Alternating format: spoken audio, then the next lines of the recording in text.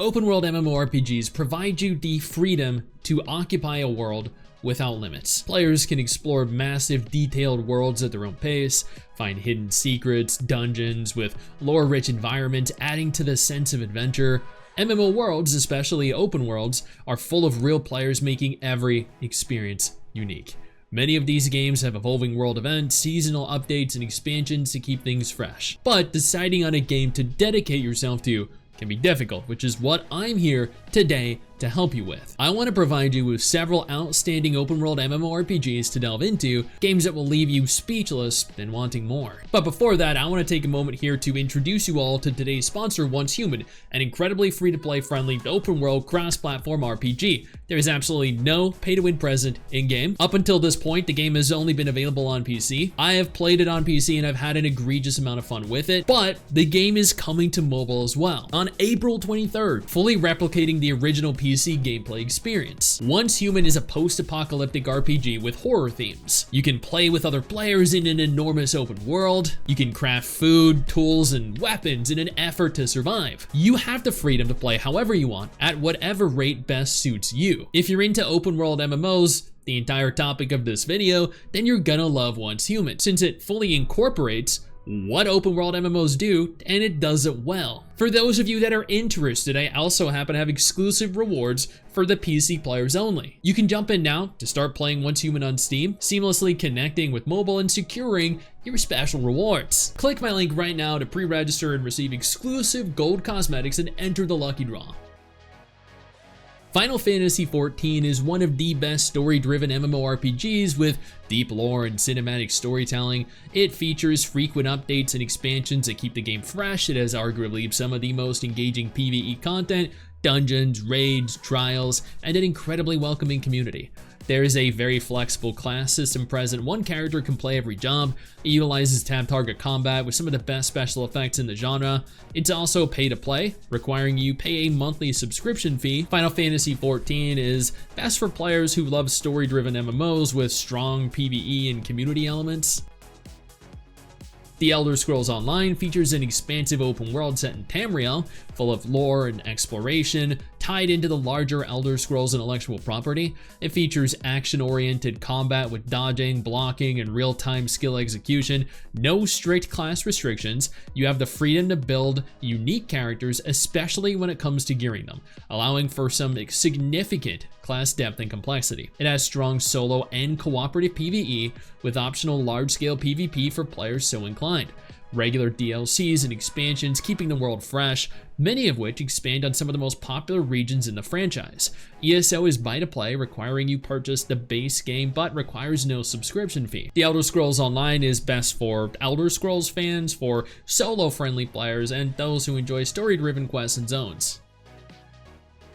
World of Warcraft is arguably one of the most polished and content-rich MMOs ever made.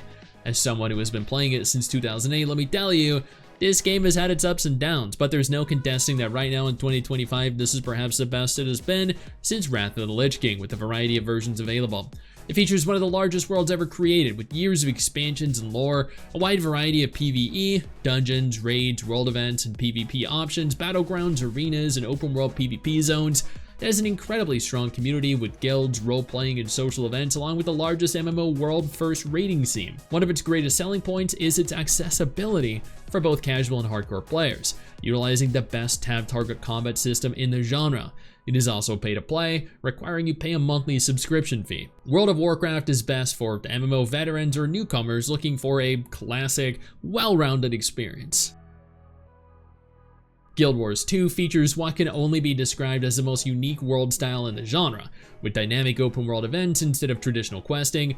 This can be a little overwhelming for new players at times, but makes it the most unique MMO out of any in this list.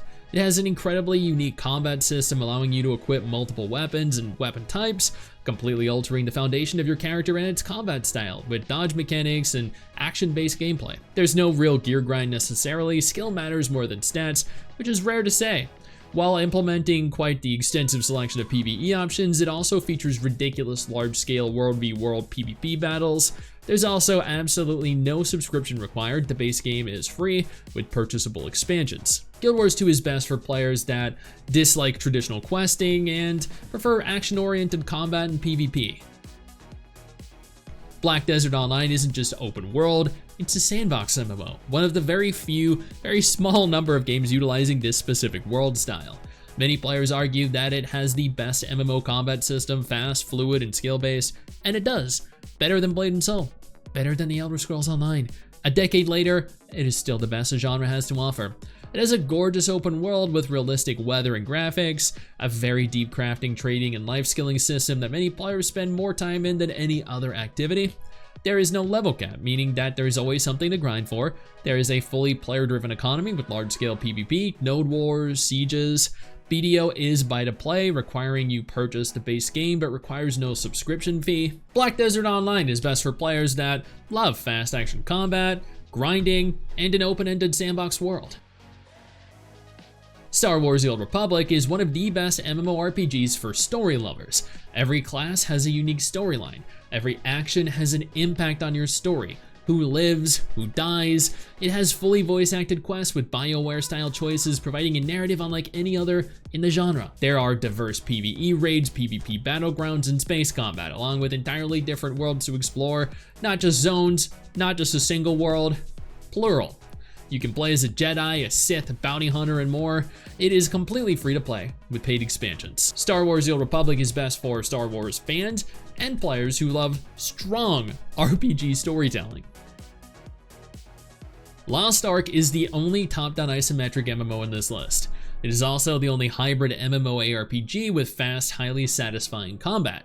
This game has incredibly rich endgame content, raids, PvP, world bosses, dungeons, an enormous world with diverse regions to explore by land, by ship.